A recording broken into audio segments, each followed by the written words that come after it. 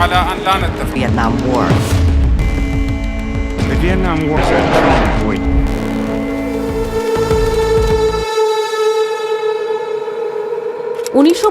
সালের সেই ভয়াবহ দিনগুলোর কথা আজও মানুষ ভুলতে পারেনি।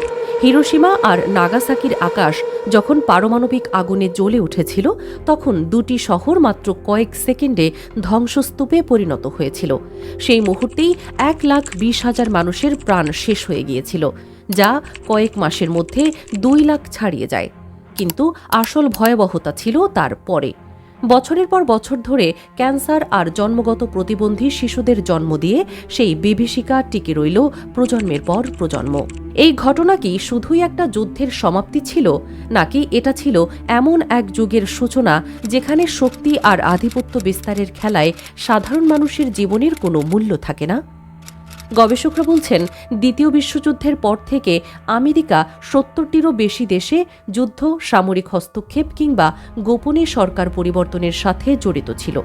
এসব অভিযানে কোটিরও বেশি মানুষ প্রাণ হারিয়েছে, আর বহু দেশের অর্থনীতি ও সমাজ ব্যবস্থা চিরতরে ধ্বংস হয়ে গেছে।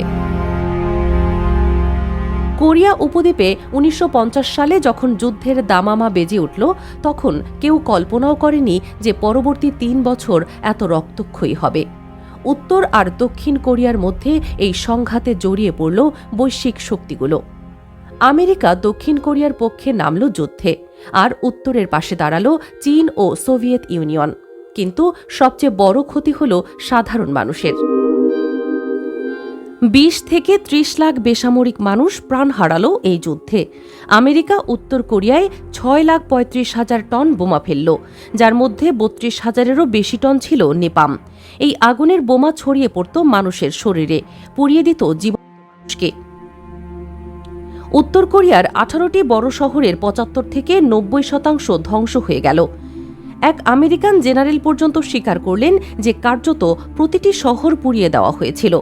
যুদ্ধ শেষ হলেও কোরিয়া রইল বিভক্ত, আর আজও 2 কোরিয়া দাঁড়িয়ে আছে শত্রুভাবাপন্ন অবস্থায়। I cannot think of a more cataclysmic event than the Vietnam War. এশিয়ায় সবচেয়ে দীর্ঘ আর রক্তক্ষয়ী যুদ্ধ শুরু হল ভিয়েতনামে। 1955 সাল থেকে শুরু হওয়া এই যুদ্ধ টানা 20 বছর ধরে চলল। কমিউনিস্ট উত্তর আর আমেরিকা সমর্থিত দক্ষিণের মধ্যে এই লড়াইয়ে ভিয়েতনামের মাটি রক্তে ভিজে গেল। আমেরিকা 70 লাখ টনের বেশি বোমা ফেলল, ব্যবহার করল এজেন্ট অরেঞ্জ নামের রাসায়নিক অস্ত্র। এই বিষাক্ত পদার্থ শুধু বনভূমি আর কৃষিজমি ধ্বংস করেনি, লাখ লাখ মানুষকে ক্যান্সার আর জন্মগত ত্রুটিতে আক্রান্ত করেছে, যার প্রভাব আজও বিদ্যমান।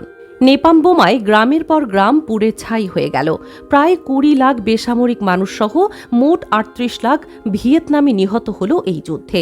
1 কোটিরও বেশি মানুষ শরণার্থী হয়ে ঘর ছাড়তে বাধ্য হল, আর আজও ভিয়েতনামের মাটিতে পড়ে থাকা অবিস্ফোরিত বোমা মানুষের প্রাণ নিচ্ছে। গেরিলা যুদ্ধ কৌশল আর স্থানীয় জনগণের সমর্থন ব্যবহার করে উত্তর ভিয়েতনাম আমেরিকার আধুনিক যুদ্ধশক্তিকে কার্যত ব্যর্থ করে দিল। 58,000-এর বেশি আমেরিকান সৈন্য মারা গেল। $1 ট্রিলিয়ন খরচ করে 1973 সালে আমেরিকা সেনা প্রত্যাহার করতে বাধ্য হল, আর 1975 সালে সাইগনের পতনের মাধ্যমে ভিয়েতনাম একীভূত হল। এই পরাজয় আমেরিকার সামরিক আধিপত্যকে প্রশ্নবিদ্ধ করল। ল্যাটিন আমেরিকাতেও আমেরিকার হস্তক্ষেপ কম ছিল না। 1965 সালে ডোমিনিকান রিপাবলিক, 1983 সালে গ্রানাডা আর 1989 সালে পানামায় দ্রুত সামরিক অভিযান চালানো হলো। কমিউনিজম ঠেকানোর অজুহাতে এসব অপারেশনে শত শত বেসামরিক মানুষ নিহত হল, সরকারের পতন ঘটল, আর দেশগুলোতে দীর্ঘমেয়াদী অস্থিরতা তৈরি হল। একবিংশ শতাব্দীতে এসে মধ্যপ্রাচ্যে শুরু হল নতুন অধ্যায়। 2003 সালে গণবিধ্বংসী অস্ত্রের অজুহাতে ইরাকে পূর্ণমাত্রার আক্রমণ চালালো আমেরিকা আর ব্রিটেন। পরে এসব অভিযোগ ভিত্তিহীন বলে স্বীকার করা হলেও ততদিনে বাগদাদ ভয়াবহ বোমাবর্ষণে জ্বলে উঠেছে। সাদ্দাম হোসেনের সরকার পতন ঘটল, কিন্তু এর পরেই শুরু হল প্রকৃত বিপর্যয়। ইরাকের রাষ্ট্র ব্যবস্থা ভেঙে পড়ল, নিরাপত্তা অচল হয়ে দেশ জুড়ে ছড়িয়ে পড়ল সহিংসতা, লুটপাট আর বিশৃঙ্খলা। বিভিন্ন হিসাব অনুযায়ী অন্তত 2 লাখ বেসামরিক মানুষ নিহত হল, যদিও যুদ্ধ পরবর্তী পরিস্থিতি সহ মোট মৃত্যু 10 লাখ পর্যন্ত পৌঁছেছে বলে ধারণা করা হয়। 40 লাখের বেশি মানুষ বাস্তুচ্যুত হয়ে নিজ দেশেই শরণার্থী হয়ে পড়ল। আর ইরাকি তেলের খনিতে আমেরিকান কোম্পানিগুলোর নিয়ন্ত্রণ প্রতিষ্ঠা এই যুদ্ধের গোপন উদ্দেশ্য নিয়ে প্রশ্ন তুলল। এই বিশৃঙ্খলা থেকেই উত্থান ঘটল ISIS এর। আবু গ্রাইব কারাগারে নির্যাতনের ছবি বিশ্বজুড়ে ক্ষোভ সৃষ্টি করল। আফগানিস্তানে শুরু হল আমেরিকার ইতিহাসে দীর্ঘতম যুদ্ধ। 2001 সালে আল কায়েদার হামলার পর ওসামা বিন লাদেনকে হস্তান্তরের দাবি প্রত্যাখ্যান করায় তালেবান সরকারকে উৎখাতের লক্ষ্যে হামলা চালানো হল। প্রায় 20 বছর ধরে চলল এই যুদ্ধ। পাহাড়ি আর দুর্গম অঞ্চলে গেরিলা প্রতিরোধে জড়িয়ে পড়ল আমেরিকা। কয়েক লাখ মানুষ নিহত হল, যার বড় অংশ ছিল নারী আর শিশু। ড্রোন আর বিমান হামলার লক্ষ্যভ্রষ্ট আঘাতে বহু নিরীহ মানুষ প্রাণ হারালো। প্রায় 60 লাখ আফগান বাস্তুচ্যুত হয়ে ইরান আর আফগানিস্তানে আশ্রয় নিল। ধ্বংস হয়ে গেল অর্থনীতি, কৃষি আর স্বাস্থ্য ব্যবস্থা। এক প্রজন্ম বেড়ে উঠল যুদ্ধের ভয় আর বিস্ফোরণের শব্দ শুনে। অবশেষে 2021 সালে কাবুল ত্যাগ করল আমেরিকা। $2.5 ট্রিলিয়ন খরচ করে যে তালেবানকে উৎখাত করতে যুদ্ধ শুরু হয়েছিল, তারাই আবার ক্ষমতায় ফিরল। 1990-এর দশকে সোমালিয়ায় মানবিক সহায়তার নামে পাঠানো সৈন্যরা দ্রুত সংঘর্ষে জড়িয়ে পড়ল। 1993 সালের কুখ্যাত ব্ল্যাক হক ডাউন ঘটনার পর অভিযান ব্যর্থ হল।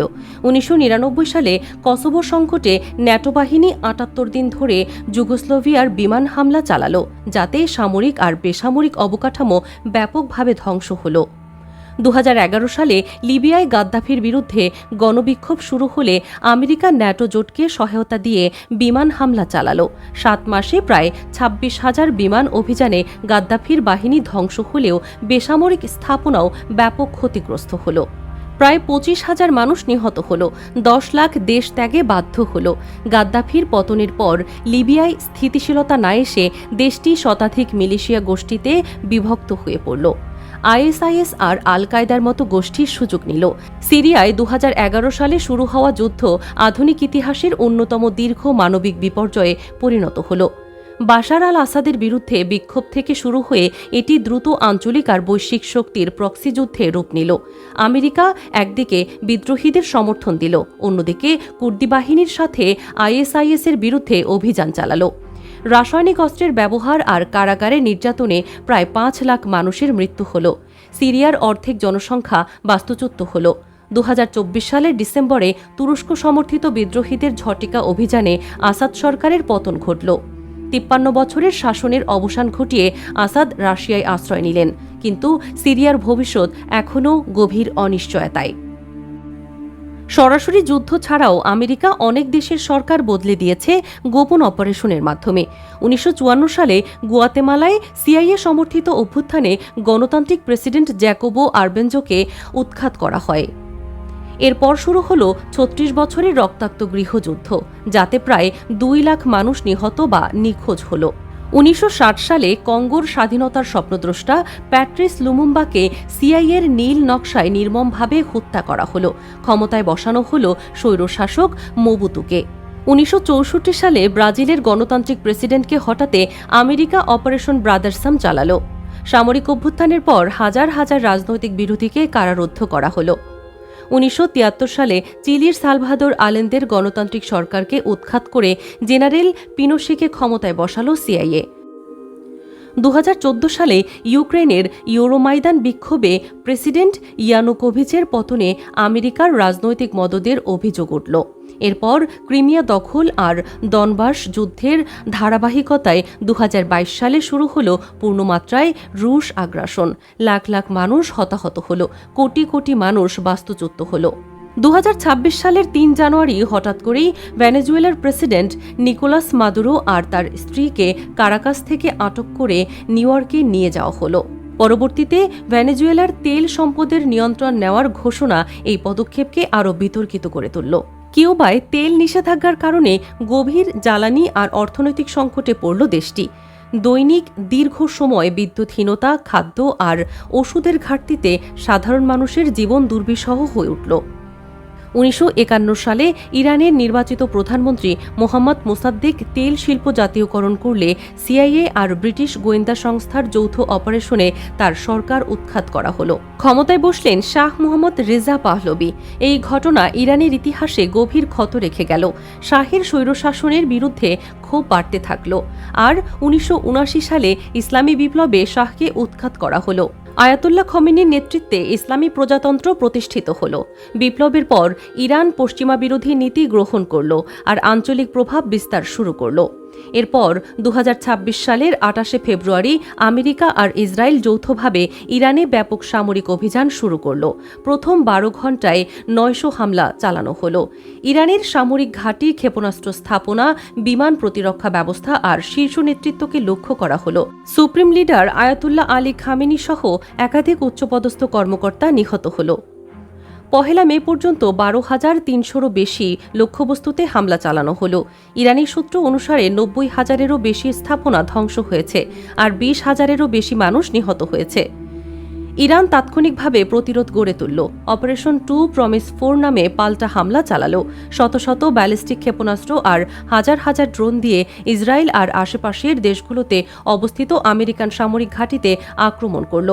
বাহরাইন, কুয়েত, কাতার, সংযুক্ত আরব আমিরাত, সৌদি আরব, জর্ডানে মার্কিন ঘাঁটি, বিমানবন্দর, তেল অবকাঠামোতে আঘাত হানল। ইরানের এই পাল্টা আক্রমণে কয়েক ডজন মানুষ নিহত আর শতাধিক আহত হল। ইরান জানালো তারা শত্রুপক্ষের বেশ কয়েকটি উন্নত যুদ্ধবিমান, 160টির বেশি ড্রোন আর কয়েক ডজন ক্রুজ ক্ষেপণাস্ত্র ধ্বংস করেছে। যুদ্ধ শুরুর পর থেকে উভয় পক্ষের হামলায় নিউক্লিয়ার স্থাপনা ক্ষতিগ্রস্ত হল। আমেরিকা আর ইসরায়েল ইরানের নাতানজ, ফোর্দো আর আরাক সহ কয়েকটি নিউক্লিয়ার সাইটে হামলা চালালো। ফলে ইরানের কিছু রাজনীতিবিদ নিউক্লিয়ার অস্ত্র তৈরির দাবি তুললেন। জাতিসংঘের অঙ্গসংস্থা এই সংঘাতে পারমাণবিক স্থাপনায় হামলার ঝুঁকি নিয়ে আগেই সতর্ক করেছিল।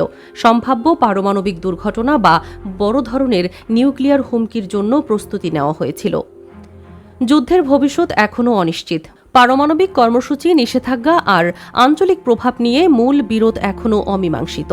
পরিস্থিতি অত্যন্ত নাজুক। এই সময়ের মধ্যে কার্যকর আলোচনায় এগোলে স্থায়ী সমঝোতার পথ তৈরি হতে পারে। কিন্তু উভয় পক্ষই সামরিক প্রস্তুতি ধরে রেখেছে। তাই সামান্য উস্কানিতে সংঘাত আরও শুরু হওয়ার ঝুঁকি রয়ে গেছে। ভিয়েতনাম, আফগানিস্তান, সোমালিয়া আর ইরাকের মতো যুদ্ধগুলো দেখিয়েছে শক্তিশালী সামরিক ক্ষমতাও সবসময় জয় নিশ্চিত করতে পারে না। দীর্ঘ যুদ্ধ, বিপুল প্রাণহানি আর ধ্বংসের পরও অনেক ক্ষেত্রে লক্ষ্য অর্জন ছাড়াই পিছু হটতে হয়েছে, যা সামরিক কৌশল আর বৈশ্বিক ভূমিকা নিয়ে প্রশ্ন তুলেছে। কাগজে কলমে এগুলোকে রাজনৈতিক পরিবর্তন বলা হলেও বাস্তবে এর মূল্য দিয়েছে সাধারণ মানুষ। হারিয়েছে জীবন, ঘরবাড়ি, ভবিষ্যৎ আর অনেক ক্ষেত্রে পুরো একটি প্রজন্ম। দ্বিতীয় বিশ্বযুদ্ধের পর শান্তির প্রতিশ্রুতি দেওয়া হলেও বাস্তবতা বলছে বিশ্বের একের পর এক দেশে যুদ্ধ, হস্তক্ষেপ আর ধ্বংসের ছাপ রেখে গেছে।